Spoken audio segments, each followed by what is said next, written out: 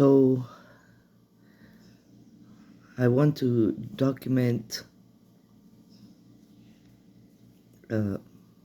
my experience with PE, which is pulmonary embolism. I'm not a professional or whatever. It's just a personal experience, and just in case somebody else went through the same thing and they want to know what happens or what can happen. This is basically an after of my PE, my experience. I might maybe start from beginning, but I wanted to do an after of what I'm going through now, almost 10 months later. It is very difficult. There's a lot of anxiety and fear. I've gotten better a bit, basically mentally and emotionally. But sometimes, the anxiety is too much and I'm just afraid of maybe moving this way or doing that. It's just days, days that you're scared of, and then days that you think, okay, I'm normal, I can do this, I can do that. Some people, the PE, it unalives some people, and some people have surgeries. Some people just go home with medicine, blood thinners.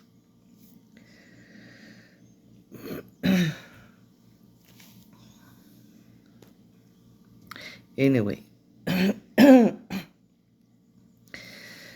I'm going to start from the beginning, and hopefully my video, the whatever length is long enough. If not, I'll just continue in another one, and I hope I can finish it. But basically, November of 2024,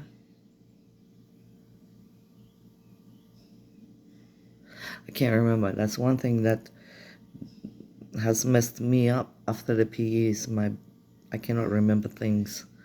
I think it's 1994, but it was November and I never voted in my life.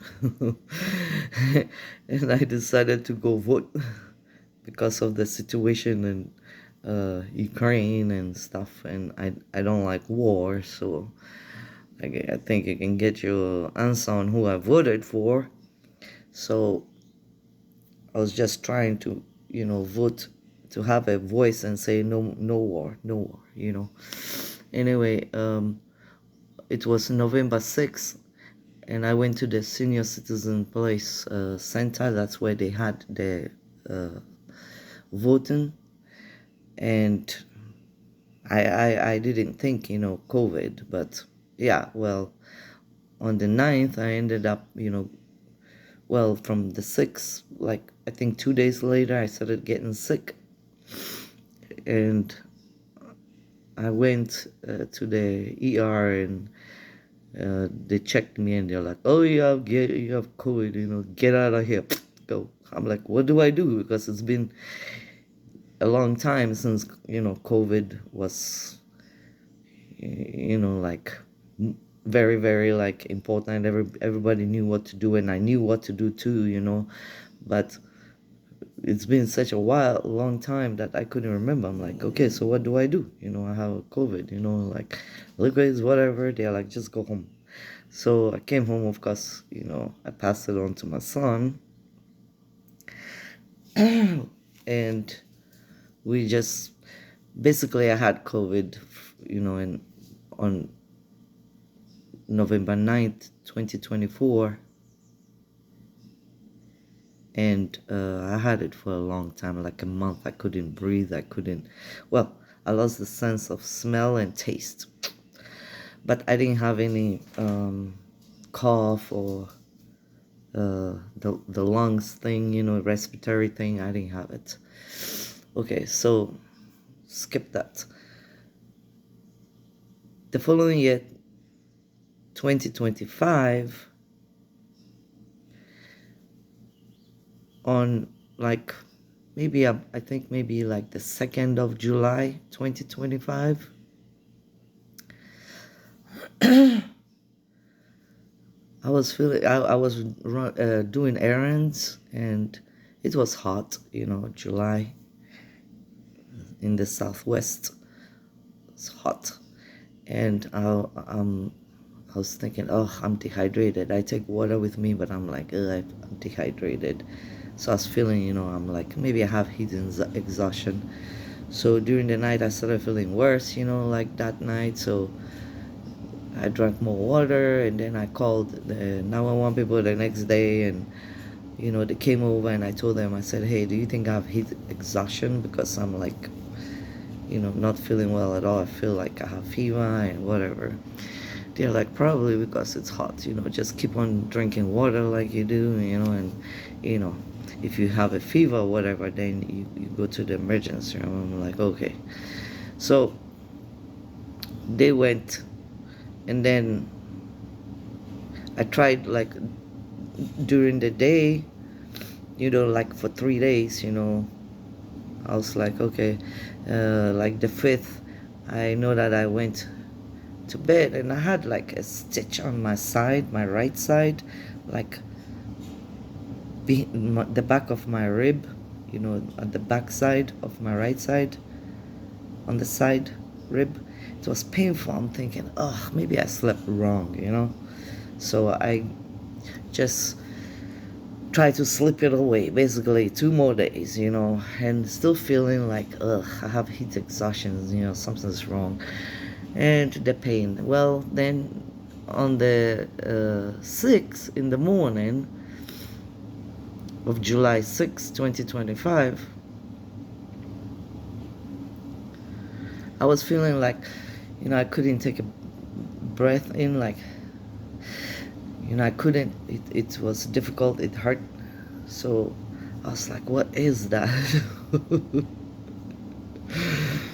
So I'm like, I don't want to call 911. I was just, I was thinking, is it safe for me to drive? I'm like, I don't know.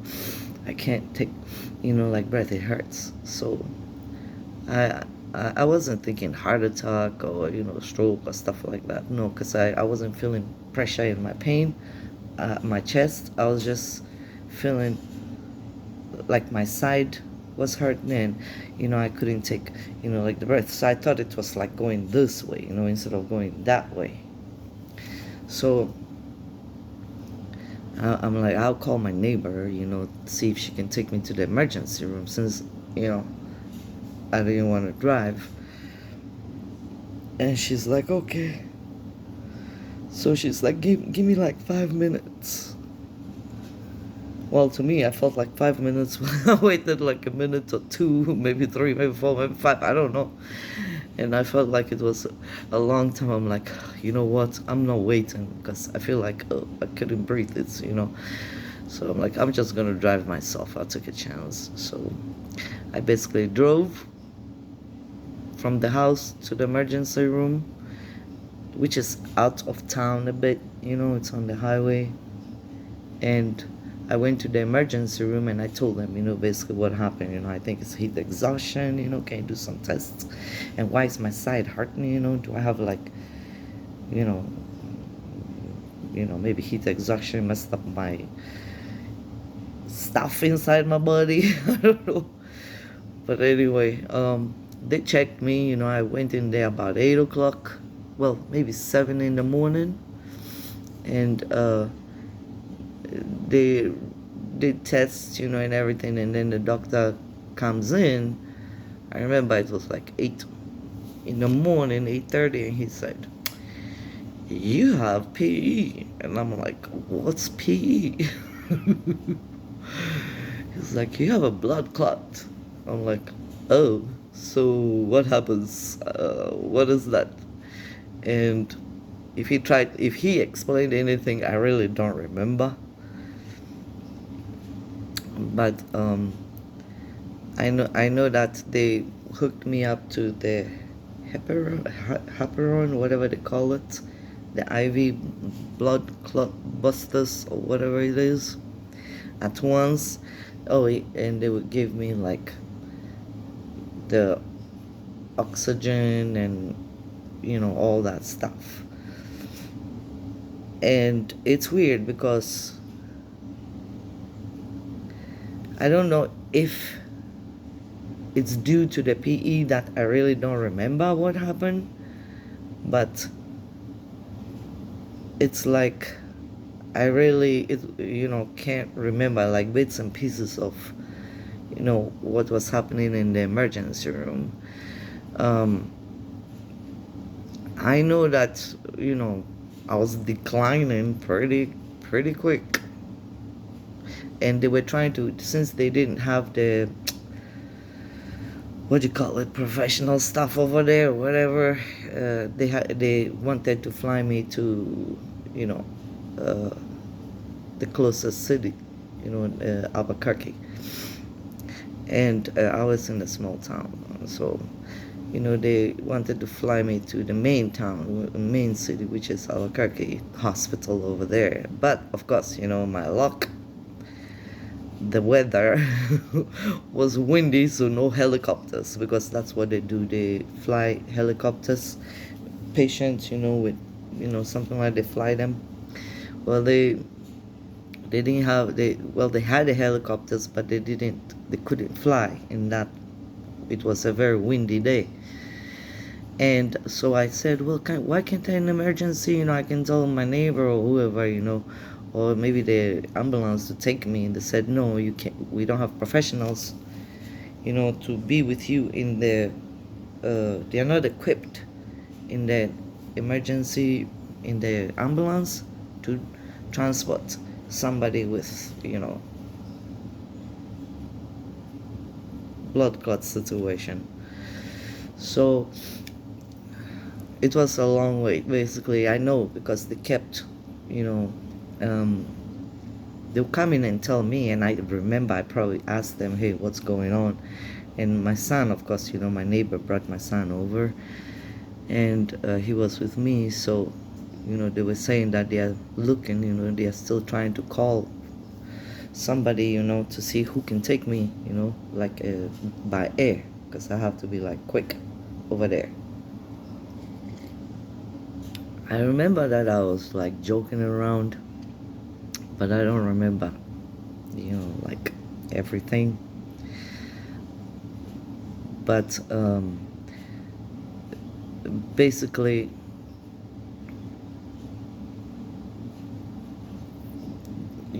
I know I was waiting basically for transportation, and I know I joked whenever the ambulance first responders, show up at the entrance of the emergency room, because I was like on the first door out to the entrance where they bring the patients in. I could see them, and I'll talk to them when they're going. I'm like, hey, can you guys drive me to Albuquerque? I'll wash your truck. I'll wash your trucks, when I get better. And they're laughing. But yeah, I was trying my best to get a ride too. I'm like, come on, let's go. But anyway, finally, they finally said they found a way for me to get to Albuquerque. Finally. And a room. That's another thing we were waiting for, is that I had to wait for a room to be ready for me. So it was like, I guess maybe critical care or ICU something for my room to be ready over there. And finally, about 8:30, which is like 12 hours later in the evening, my son was already home. He went home for a bit to take care of the pets. And while he was gone, they said, yeah, you know, we have a flight for you to take you to Albuquerque. So I saw this, what you call it, paramedics, yeah, like the paramedics or whoever they are, from the airplane, the jet. Actually, it wasn't a helicopter, it was like a jet, you know, cool looking jet. They came in, cute guys too. And they came in and they prepared me to put me on, you know, transfer me on the bed that they're going to so they put me, we went to the ambulance, and then we not flew, jeez. We drove in the ambulance to the airport, and then I saw the jet. It was so nice. Looks like a little presidential jet. There were two pilots and two paramedics, cute people, all of them. Just the paramedics were younger. Anyway, they transported me, you know, into the jet. It was so low, you know. It was like laying there like that, and I had my hookups here, and they just had enough space for the two paramedic guys to sit beside me. And I was just asking them, I'm like, hey, it's nighttime. I'm like, can you take a picture, you know, of the outside? I was flashing peace signs and everything. and I was just joking around. It doesn't I didn't look like I was dying, but I mean, I was feeling it, but it's just I was scared, you know, to be on the plane. I said I'll never go on a plane or jet or whatever. Nope. But this one, you know, I thought to myself, and I even told them, I said, listen, you know, if we go down in this weather, because there's always accidents with small jets and helicopters. I said, you know, if we go down, you know, at least I'm going down with some cute people, you know, some cute guys. They were laughing, but anyway, they were good. I mean, they were friendly and everything. And they did take pictures, you know, for me of, you know, like when we reached the city, like the big city, Albuquerque. And I asked them if I can take pictures of them. I think I even tried hooking one up with my daughter, but I found out he's married, and I went, oops, sorry. But yeah, you know, and then they were very nice. The pilots, you know, two pilots right there. And in Albuquerque airport, they transported me in an ambulance. The ambulance was waiting for me straight to the hospital. And then in the hospital, we went up, and I was on the 7th floor. When we reached there, when we went to the 7th floor, and I was at the corridors and everything, because it was late, you know, like dark. That place looked like a ritzy hotel. Ugh, the place was so nice, you know. The room looked like very expensive hotel rooms corridor, you know. I was like, oh wow, you know. They wheeled me inside, and got me in the bed, you know, hooked me up, and doctors and nurses came, and all I remember is they were kept taking blood from me with the heparin, you know. They'll be doing numbers and, you know, adjusting, and, you know, with the heparin, whatever it's called, you know, adjusting this, that with oxygen. And I don't remember if maybe I was still feeling the pain. Maybe I was. I can't remember.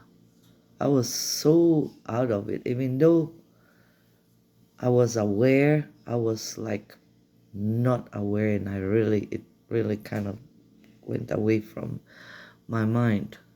Like, I cannot remember majority of it, but I remember that they were very rushed over there in the hospital, in the city hospital, Albuquerque. Very rushed because they'll come and take my blood, and then some hours later they'll come back and take my blood again. They said, because we didn't take it. I'm like, what are you talking about, Willis? You guys took my blood. They said, no, it's old now, we can't read it, or something like that. I'm like, oh my god, what did I get myself into? They looked like they were not communicating with each other, and my veins were suffering. I'm like, I hope you guys don't mess up on my medication or whatever.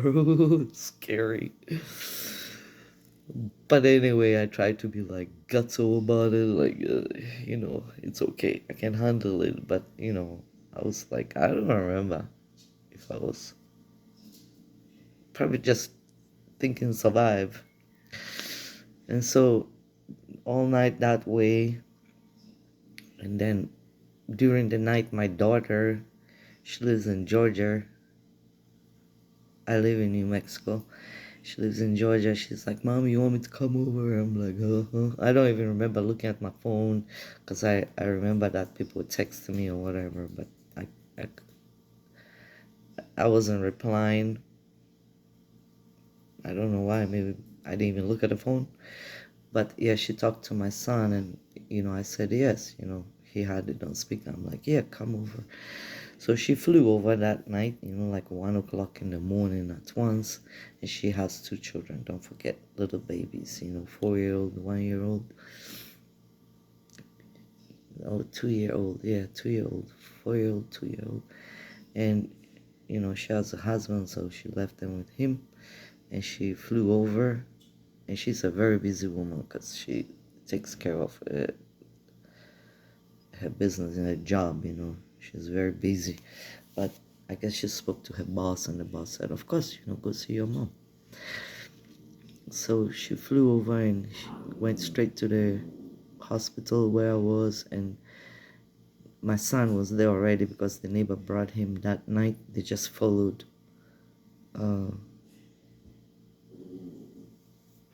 the airplane. But for some reason, they got there first before the airplane. I mean, the jet. And then they basically, got to the room too, and then my daughter got to the room, and then they were there. So I was there the whole time they were watching me. I really cannot remember much about it, but I remember that the nurses and everything, they were like super hectic. But all, doctors and everybody did come to the room, and they were taking blood tests, and I don't remember if they talked to me. Maybe they asked me questions. I was probably talking, but I don't remember. Well, the thing is, I was there, with the heparin, because they really nothing they're doing except giving you the heparin, whatever it's called, and oxygen, and watching you and taking blood, just constantly taking blood to make sure you're getting, the right dose, or whatever it is. That's all that they did. I mean, that's all that I think they were doing. And then they came back and they said, yeah, they're giving me something for pneumonia in my lungs. I'm like, what? I didn't cough. I didn't, I don't know why, because I didn't feel like I had pneumonia. My chest, I didn't feel like no difficulty, not phlegm, nothing, just, I didn't feel it. But I guess they said, so they gave me the medicine. I'm like, okay, whatever. But then I think the next day or 2 days later of being in the hospital, yeah, it was very painful. I remember on my side, it was very painful to lay on my side, any side, or even to move. I could only like lay straight. It was very painful, especially my right side. That's where it started. It was very painful. I couldn't move. But I remember that I started coughing out blood. I'll get like cough moments, and then I'll start coughing, and I'll try and cough, and it's just, it will be like blood, like Yeah, which was weird. I'm like, oh, that's the first time it happened to me in my life. It's, I wasn't scared. I was like, oh, this is cool, just like in the movies. And then they die.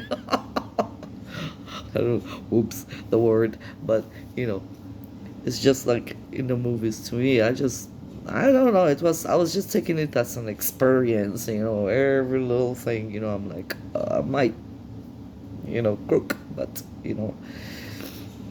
it's an experience. It's scary, but, that's what I was thinking. I think that's what kept me positive. And I was trying to joke with the nurses and everybody, but, you know, some got my sense of humor, some didn't.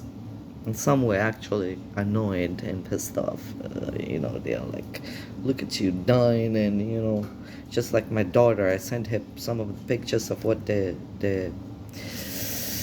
jet guys took, and I'm flashing peace signs, while I was trying to post Japanese. And she's like, Mom, you don't look like you don't look like you're dying. You look like you're having fun. I'm like, well, if I'm going down, I'm gonna have fun, and I'm going down with two cute guys, like I said, like I'm always saying. But anyway, yeah. So I guess this is part, when you start coughing up blood. I guess it's also sometimes part of it. But according to what they told me, they said that the blood clot from my left leg traveled, went through my lungs, went through my heart and got into my right lung, and it was damaging it. It was basically killing it or whatever.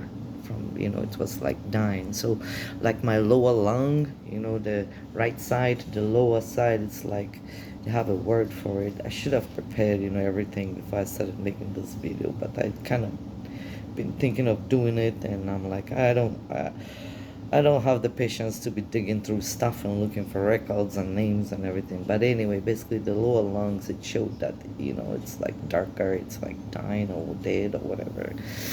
So yeah, my right side. So that's why I was having difficulty breathing. So yes, I was on oxygen, and that helped me breathe, keep oxygen level up.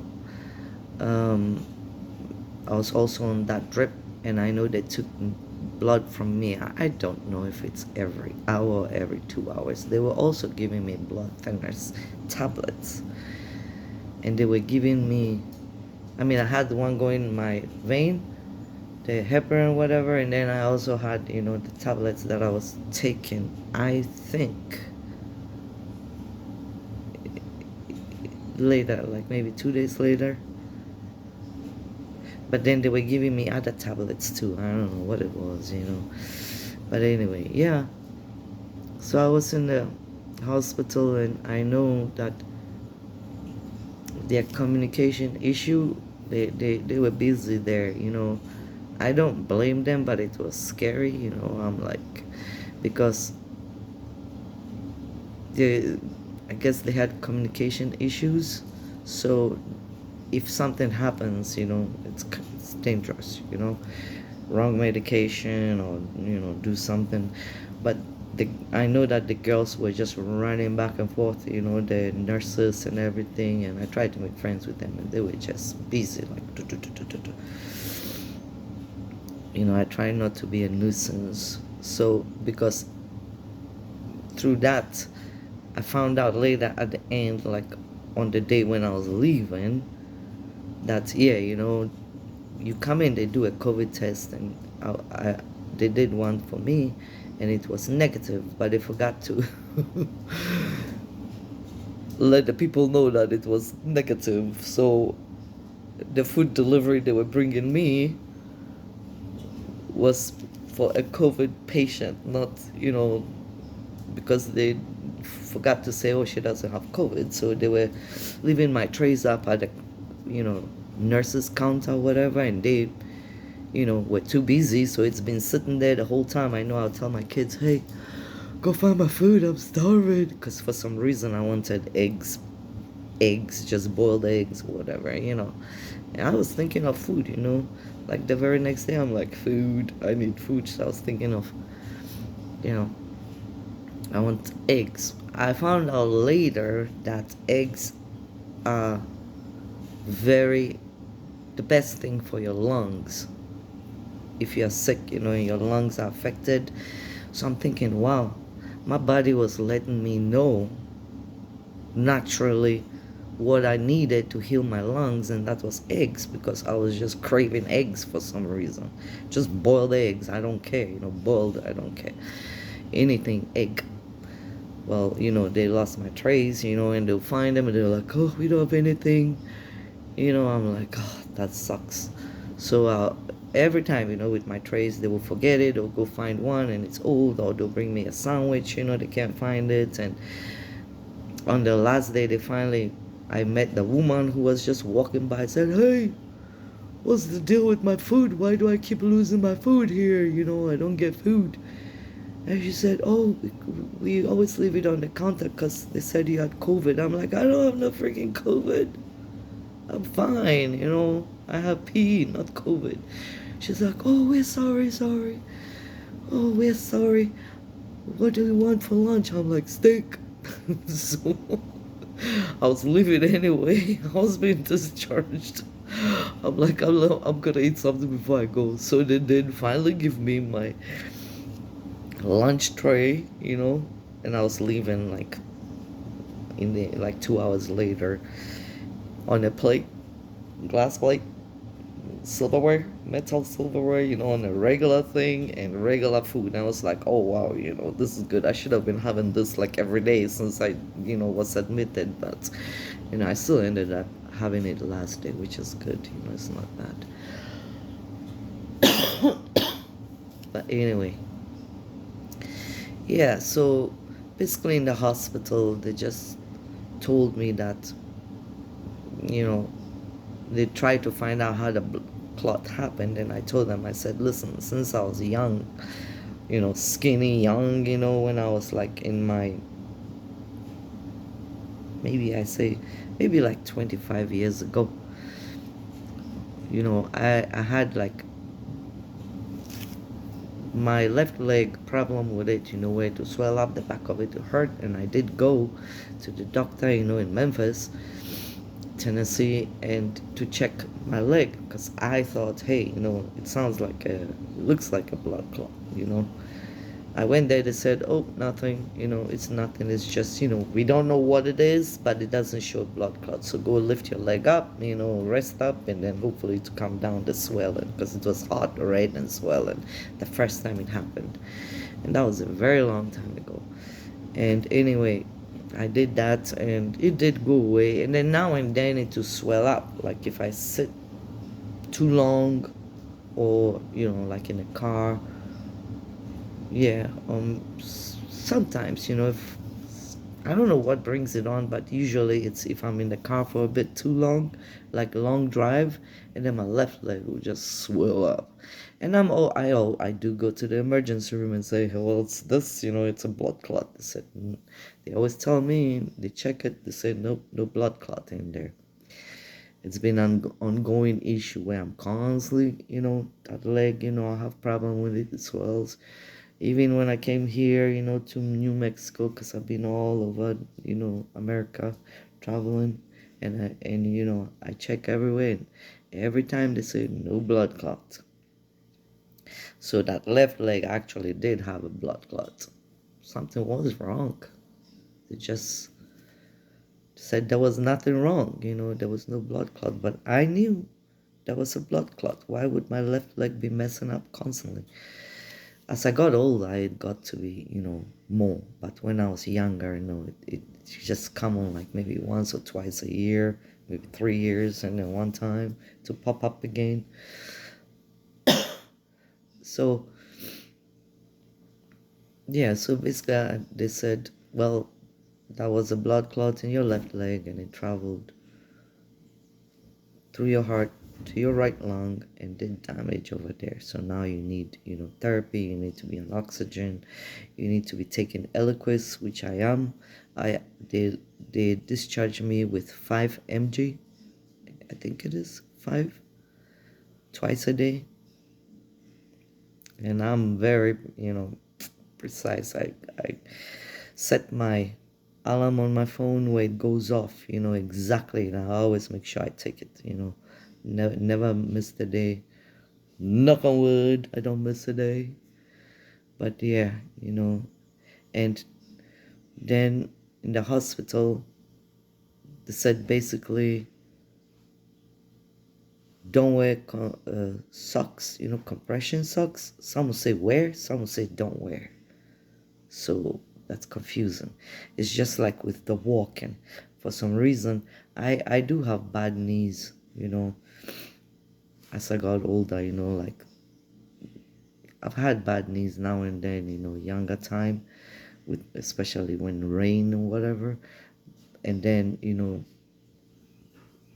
as I got older, when I moved to New Mexico, my knees started, acting up osteoarthritis, but not as bad. But this PE knocked it out. It knocked it out. I couldn't stand on my legs. I couldn't. I mean, it was so painful. It's like I had to relearn how to walk again. I couldn't stand, I had to use like a walker to like walk. They brought me a thing where to help me walk, to the bathroom because I couldn't. And then I know that the doctor will say, you need to get up and walk. I wanted to, and I tried to, but then the nurses who stopped me, they said, don't move. You just had a blood clot, you can't move. I'm like, the doctor said I'm supposed to move. They're like, don't move. So, some nurses, I'll say, I have to use the bathroom. I can't use these pan things and everything.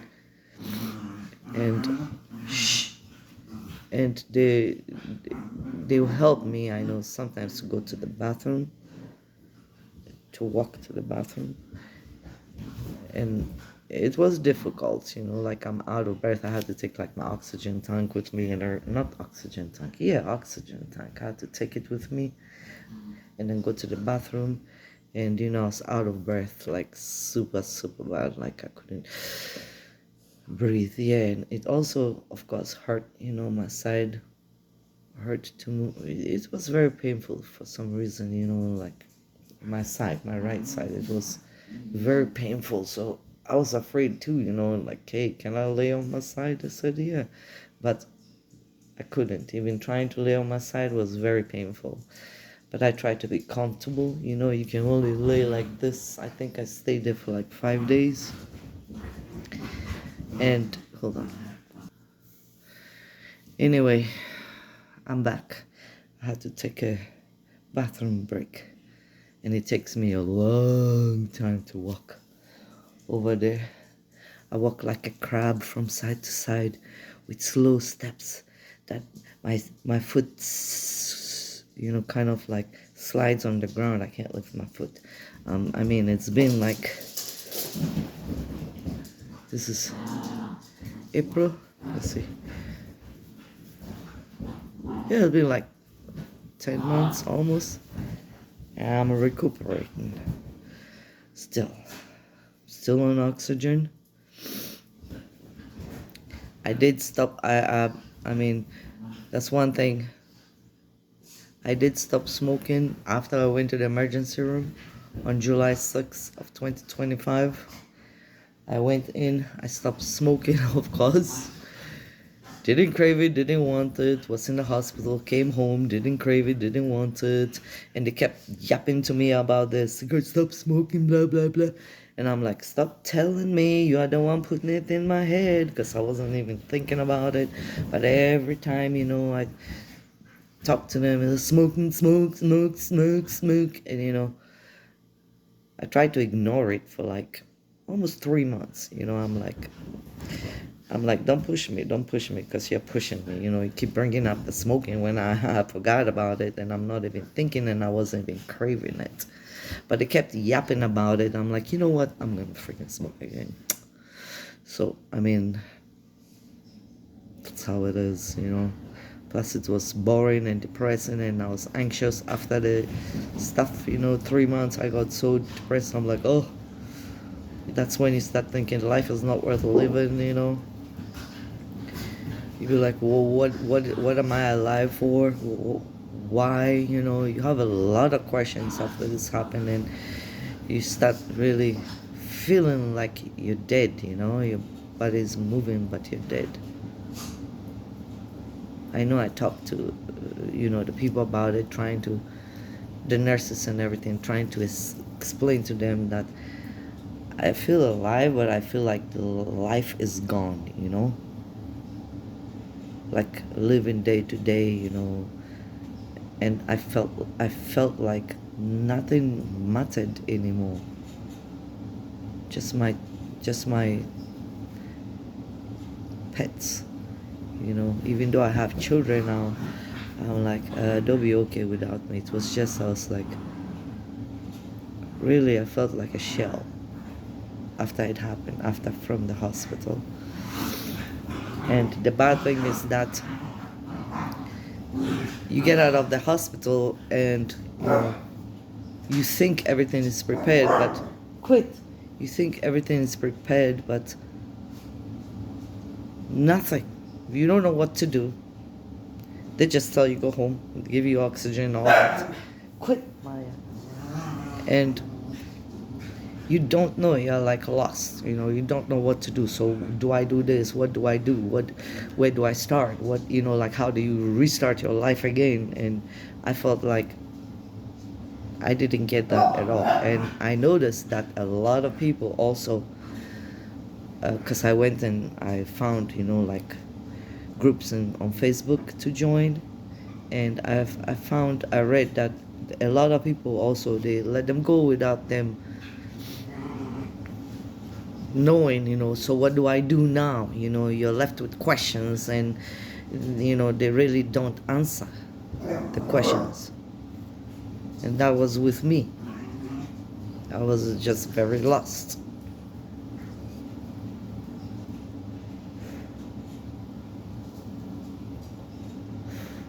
So basically, they told me that the reason that I have my blood clot, you know, they said it's unprovoked. So although I have 150%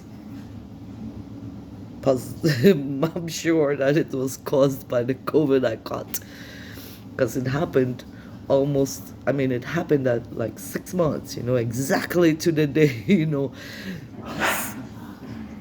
I went and voted on 6 November, and then I ended up in the emergency room on July, the next year, like 6 months later, basically. You know, November or 7 months, exactly. And although later on the doctor said, it's impossible, you know, they said, you know, if it's 1 to 2 months. But I'm like, I think COVID caused it, because for one, I know that COVID causes, you know, blood clots, you know, when you get it, people were getting it. And I'm like, you know, I've been smoking since I'm 62. I've been smoking since I was 12 years old in Africa, because in Africa, no one ever tells you, oh yeah, you know, the cigarettes are bad for you. Nope.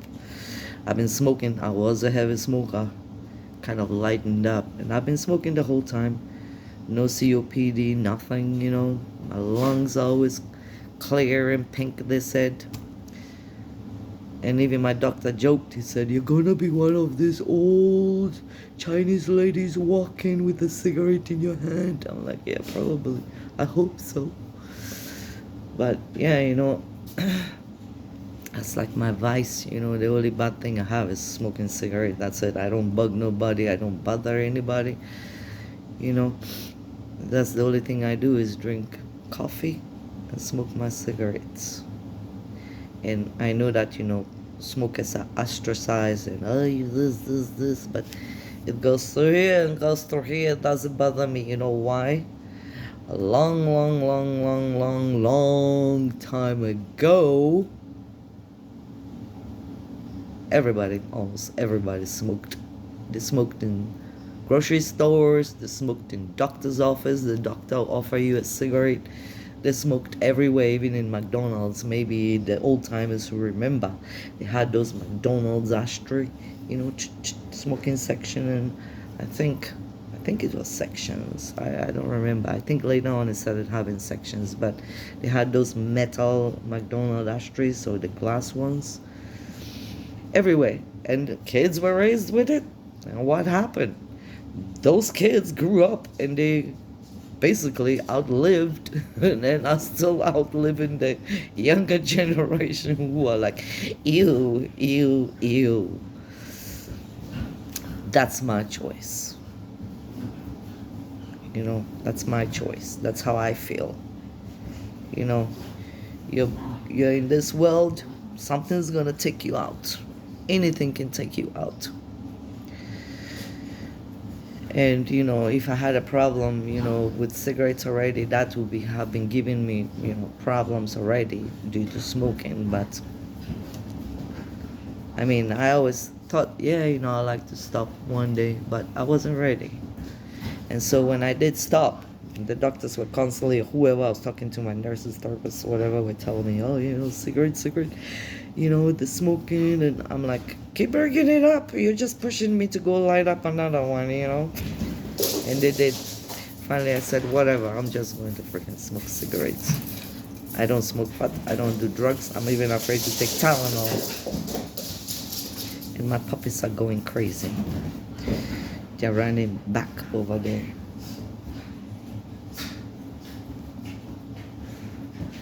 So, I'm thankful, I'm grateful that, I'm alive. But the thing is, I have so much fear, anxiety, even from before PE, about driving and everything. So just having a PE and being on blood thinners for life, they lowered my dose after like 8 months or maybe 6 months, I can't remember.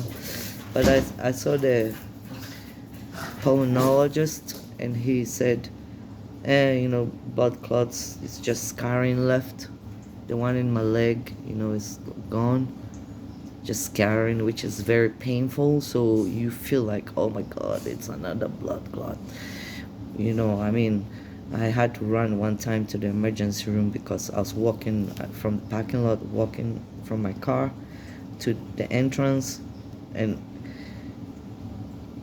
they tell you to move, but how can you move if you have bad knees and your legs are so painful you can't walk? And when I don't know, I guess it's the scarring cramp or whatever, but as I was walking to the entrance, it was so painful I had to stop because it was so bad. And I was like, oh, I don't want to call 911 here because I can't take a step further, and I had nothing to hold on to.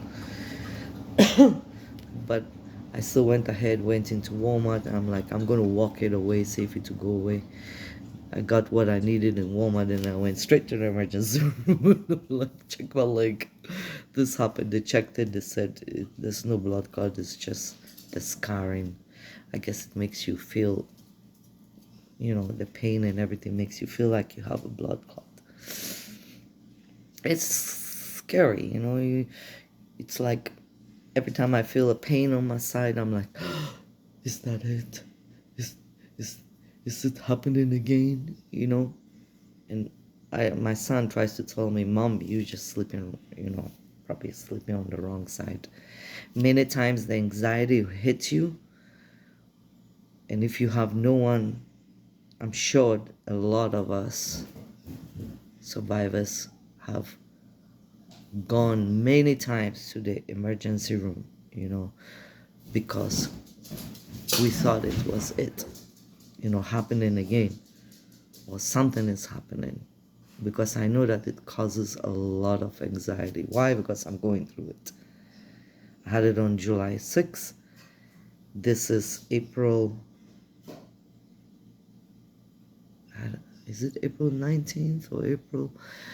And I'm still having it. There are some, it's getting better, but I'm not healed. I mean, like I said, I still use oxygen. And because, after that, they found a whole bunch of things wrong with me, like, tests and everything, it's because I was anxious after the PE, the incident, everything. I said, hey, check me for this, that. And they also wanted to check this, that. So, they said, oh, yeah, you need CPAP machine because it's not like I stop breathing. It's more like my oxygen level goes super down.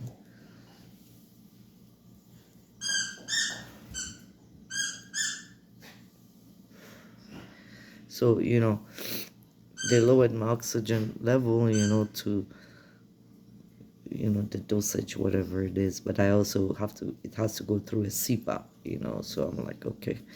I did not want to use a CPAP because, it's a mask thing. And it's like, it looks like an alien and it's very uncomfortable. So I was like, I don't want to use it. But then finally, I'm like, okay, maybe I'll try and I'll use it. And I did, and now I'm always using it. Now I get paranoid if I don't use it.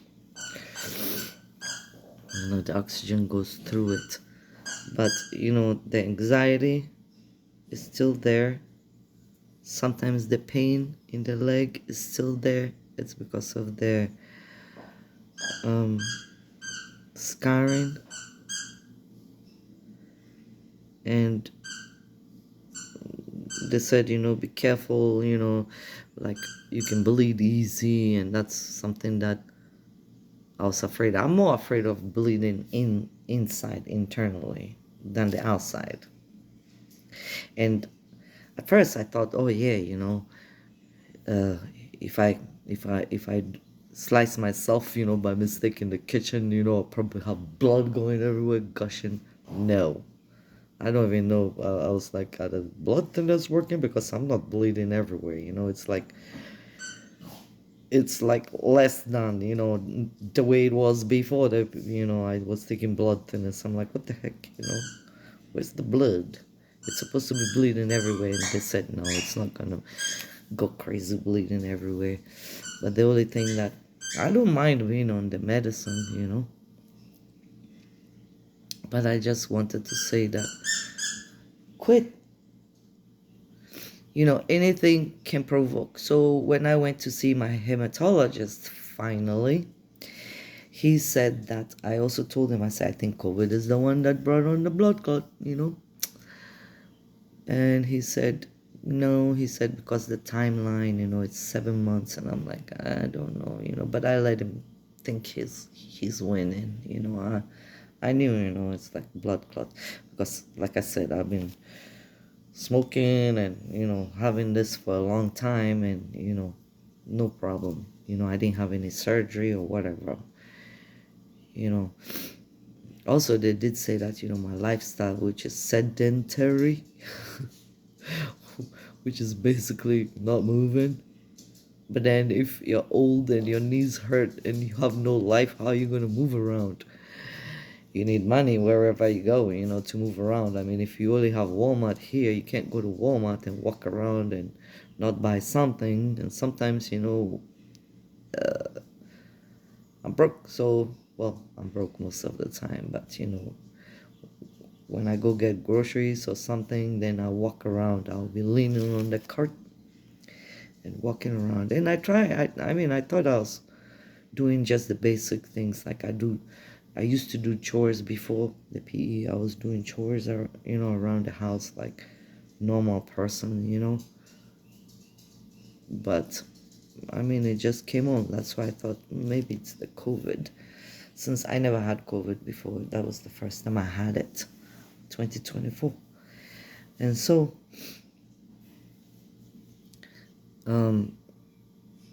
now, they say try move, and, the advice is drink more water, move more, take your medicine, stop, smoking cigarettes. And to me, those are the things that I feel like I'm trying, but I can't keep it, because if my legs hurt, I can't move more.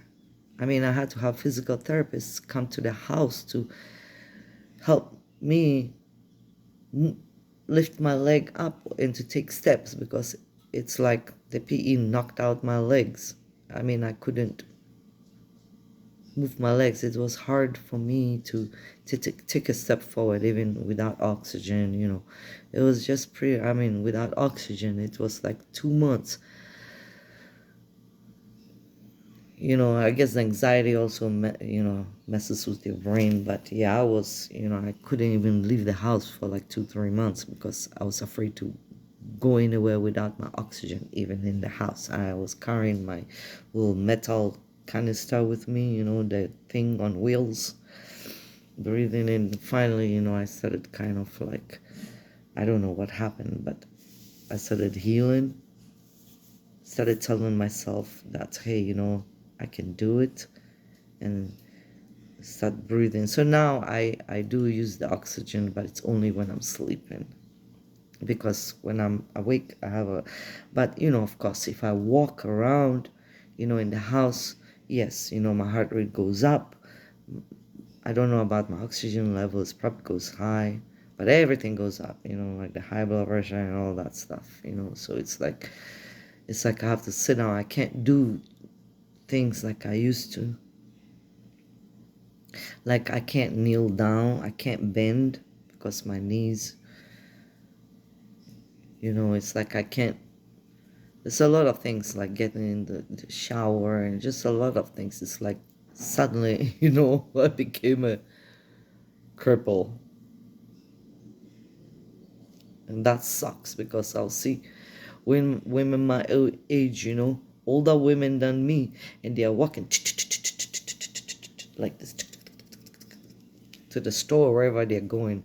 And I'll look at them. I'm not jealous, but I'm like, oh man, I wish I could, walk normal, But every time I walk, it's like I'm a crab. I go from side to side, and my legs are like on the ground dragging. I can't lift them up one leg and lift, like a normal person. I have to like walk like this, my feet on the ground straight like this. I can't, like make my leg up like this, like the heel go up. No, I have to shuffle. Yeah, so basically it's just the physical part, which is very difficult, and sometimes the emotional part. Basically, I feel like after it happened, I felt like I was living on borrowed time. Like nothing mattered to me anymore. I said I felt like nothing mattered to me anymore. I felt like nothing was important anymore. I felt like the joy of, or the interest, or the hope was gone. I felt like, basically the enjoyment and looking forward to things in life was gone. That was after the PE. Months after the PE. It was very hard. I mean, I also still haven't talked to a therapist, because I really wanted to talk to somebody, to tell them how I feel. And it's like I can't find one, because I feel like all the therapists out there are young, and they really don't get me. I feel like they won't get me. I was looking for somebody my age, kind of, so they can get me when I'm talking about things, that I feel maybe will help me, mentally, my anxiety, whatever, maybe, because nowadays the young therapists, they act like they understand you, but they're going according to the textbooks, and things they learn, but they've never been through that. They're just only knowing from books, what, or people, from how it was. But I wanted, I was looking, still looking for someone who comes from my generation and can understand what I'm trying to say. The thing is, there's a lot of fear. I'm trying to stay positive. There's a lot of fear about everything in life. There's danger in everything in life.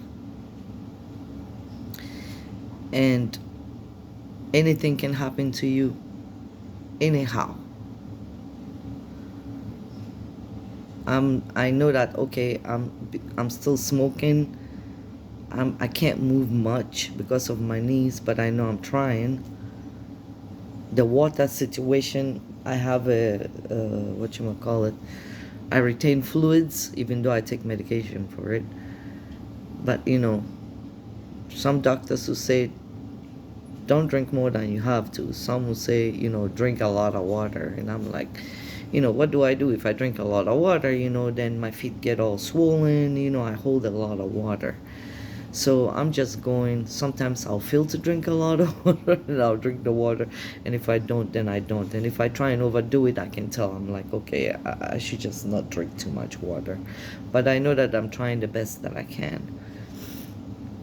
And I'm telling the other survivors or people who are interested in that, it's hard. I know it's hard. You feel so lost. You feel like they are not answering your questions. You have a lot of questions. They're not giving you the answers, or they're giving you the answers that you don't want to hear. And you feel, look, I feel like you know your body, you know yourself more than anybody, because it's your body. I feel like sometimes you have to advocate for yourself. Find the most important things to find out about your body. And so, make sure that, you ask questions about it, like write a list, of questions. If you are in a group, sometimes a group helps, like on Facebook, wherever, blood clot and all that, and see what kind of questions. Some people, they say it runs in the family. Some people any age can get it. If you sit on a plane, like I've heard a lot of things lately where people will, like be on a flight, 12-hour flight, and then they get there and they die. Here's the thing, it can happen to anybody, this blood clot situation. If you sit for a long time, it can happen. Some people are more susceptible to it, some people are not. I think people who drink alcohol maybe are not. I don't know. Because maybe, I don't know, I'm not a doctor, but I don't know. I think maybe alcohol is blood thinning, I don't know. But it's better still to be healthy blood thinner person, than to drink alcohol just to, say, oh, it's a blood thinner. No, it's still better, but like, do things, like use common sense, do as much as you can do, because a pig can happen, the blood clot can happen to anybody at any age, no matter whether you're skinny, fat, man, woman. It can happen to anybody, anytime. It's just your luck, and like I said, you can get it on plane ride, like you're on a plane for a while. You can get it if you're in a car, for a while. You can get it like after surgery. You can get it even giving birth, you can get it after giving birth, or during, I don't know. You can get it anytime, anywhere, anyhow, anybody. So it's just, take care of yourself. I think do the best that you can do for yourself. And if hopefully it doesn't happen to everybody, But, according to my hematologist, that's what I forgot to say. I went to see him. He said, well, when you hit old age, 60, you are going to get it. Like, it's part of the getting old process. You will get it. So no need for testing, family, if you have it, certain gene or something, I guess, a certain disorder or whatever. You get blood clots more. He said, after a certain age, you're prone to getting it, if you're immobile, that's why they give you the socks in the hospital, so you can avoid blood clots, because you're laying down too long.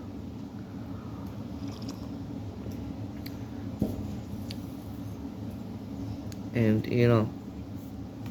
he said, just try and lose weight, because as you can tell, I'm well nourished, like my other doctor said, which pissed me off. I'm like, say fat, it doesn't say well nourished. How do you know I'm getting my fatness from food?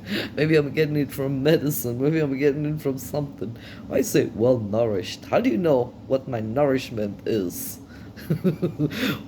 Yeah, so I'll use her words. I'm well nourished. Yeah, I need to lose weight. But if life is short, I want to, like, oh, that's my first time to try that. Oh, let me eat it before I die. Kind of situation. It's not helping. And then I'm smoking. And then I drink coffee. And on my cup, of course, it says, trust the journey. I don't know if it's backwards. Yeah, it says trust the journey. So I'm trusting the journey. I have a feeling that if this cup breaks, I don't want it to break, because it means that I'm gonna die. Oops, I'm gonna croak. I'm like, oh no, my cup broke.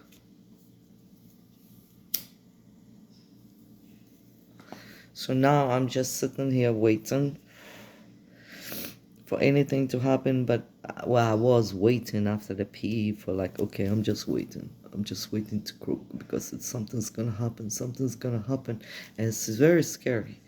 It's stupid sometimes, yeah, but at that moment, at that time, it's like nobody can talk sense into you. It's like you're like, okay, something's happening, I gotta go to emergency room, while something's happening, you freak out. Look, I've been through that. I mean, went through that, and it's normal. Nothing is wrong with you. Always go check yourself out, because everybody's different. It might be another one. It might be nothing. Most of the time, it's nothing.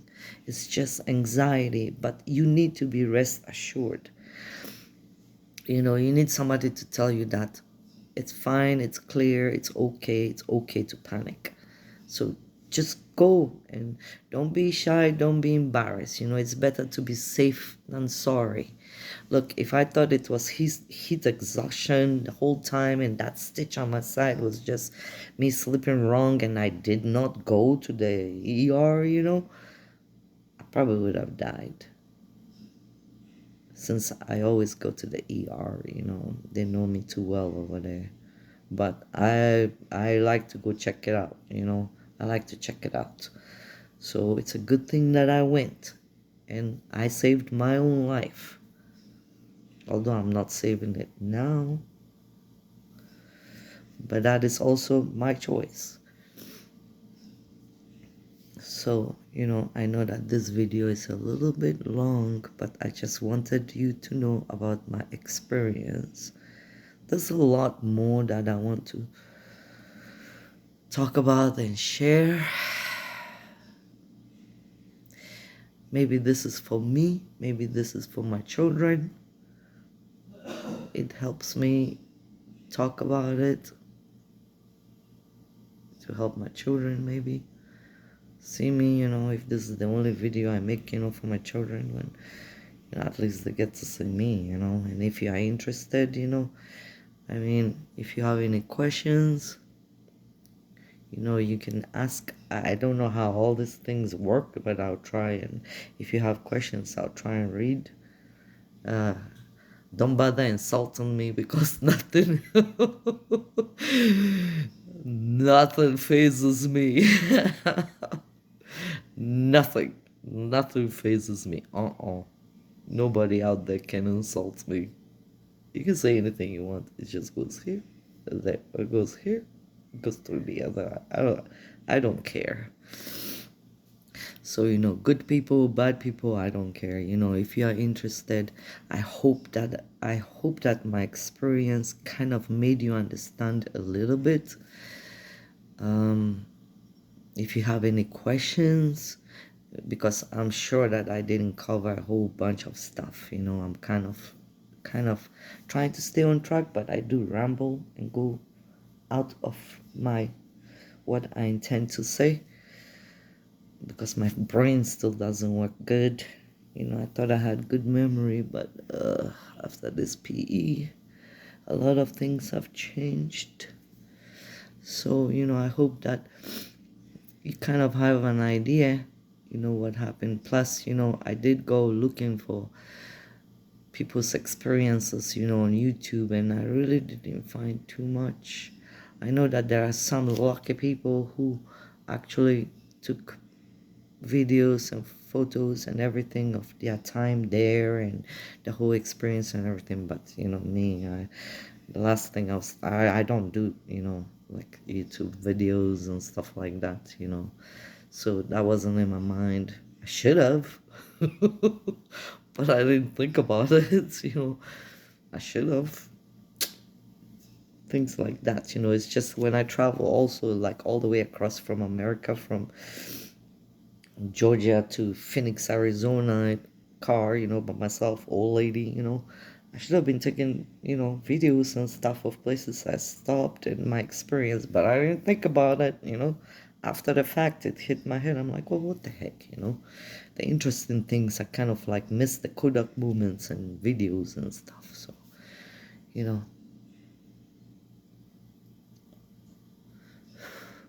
Anyway, yeah, so just remember, advocate for yourself. Every time you feel something, if you hopefully you have insurance where you can go check it out, or maybe you have some doctor friends. But don't think, oh, everything is okay. Sometimes it's good to just go check it out. Remember, if you can't start having difficulty breathing, like, or your side stitch or whatever, like if you sit for a long time, get up, or wiggle your feet around. That goes for my son. Because nowadays the young people are always on the computer and for a long time, and they think they're trying to break a record and be proud of it, and I'm like, no, it's dangerous. You need to like get up and move around, so they said, factors are me, I'm fat, well nourished, fat, I smoke cigarettes, I don't move a lot, and I'm old. They said that's what brings blood clots. So I might stop smoking, not because, oh yeah, benefits, health benefit. No, because it's gonna benefit my pocket, so I don't have to buy cigarettes. It's out of necessity. But yeah, hopefully, I'm not going to be as anxious, but I'm still anxious. That doesn't help. And then my blood pressure goes high. And I'm at the age where, I sniff lettuce and then I gain like 5 pounds. So it's just weight. But I'm thinking, oh, maybe it's carbs, because I do like bread and potatoes. It's not like snacks. No, it's more like I like bread, and potatoes. I don't eat it as much, but I do eat bread, the French bread. Like I'll go to Walmart, I buy the rotisserie chicken, and then that can last, for days. So I just tear a piece of bread and eat it with chicken. That's not even much, because I'll just have like maybe the leg and the thigh, and then like a bread like this, the long bread like this, and eat it. And I gain weight, I'm like, what the heck, what do you want me to do? Eat lettuce? So that's the thing. Anyway, if I have more to say, I'll probably video it again, but um hopefully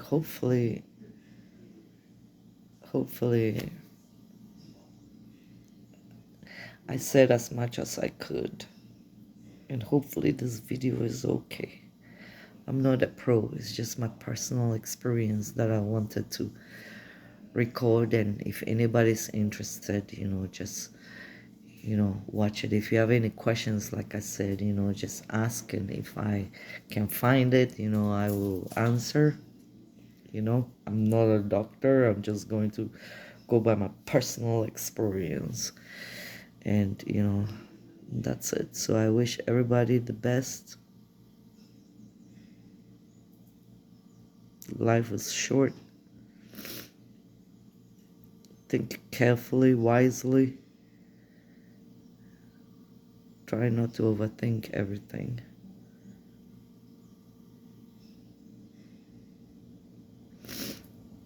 And everybody take care.